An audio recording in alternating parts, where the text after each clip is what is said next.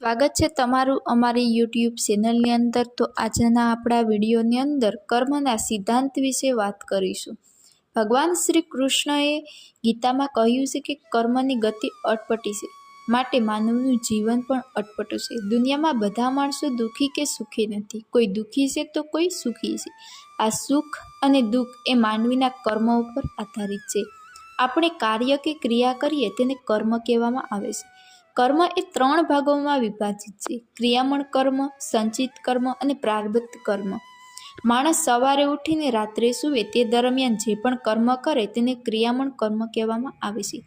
ક્રિયામણ કર્મનું ફળ મળે તે પછી જ કર્મ છે એ શાંત થાય છે।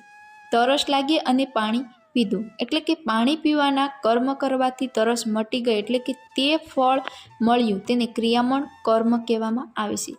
પરંતુ કેટલાક ક્રિયામણ કર્મનું ફળ એ તાત્કાલિક મળતું નથી, પરંતુ યોગ્ય સમય આવે ત્યારે તે મળે છે, તેને સંચિત કર્મ કહેવામાં આવે છે। જેમ કે આજે પરીક્ષા આપી અને તેનું પરિણામ અમુક મહિનાઓ પછી મળ્યું તો તેને સંચિત કર્મ કહેવામાં આવે છે। માનવી તેના વિવિધ ભાવ દરમિયાન આવા સંચિત કર્મ છે એ ભેગા કરે છે અને તેને યોગ્ય સમય આવે ત્યારે તેને સારું કે ખરાબ ફળ મળે છે।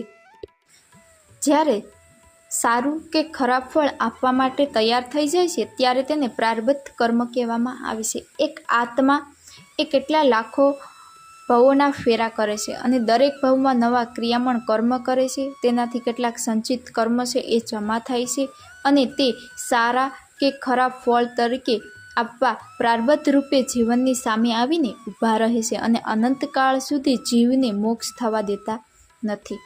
કોઈ પણ કર્મ કરો એટલે તેનું ફળ અચૂકથી મળે। આપણે ગમે તેટલા પ્રયત્ન કરીએ પણ આપણા કર્મનું ફળ તો આપણે ભોગવવું જ પડે। એટલા જ માટે આપણે ઘણી કહેવતો કહેતા હોઈએ છીએ કે જેવું કરો તેવું લણો, જેવું કરો તેવું પામો, અથવા તો જેવી કરણી તેવી ભરણી। એટલે માનવે સત્કર્મ કરી અને સારું ફળ છે એ મેળવવું જોઈએ। જો તમને અમારો વિડીયો ગમ્યો હોય તો વિડીયોને લાઇક, શેર અને સબસ્ક્રાઈબ કરવાનું ભૂલતા નહીં। ફરી મળશું એક નવા વિડીયોની અંદર। જય સિયારામ, જય શ્રી કૃષ્ણ।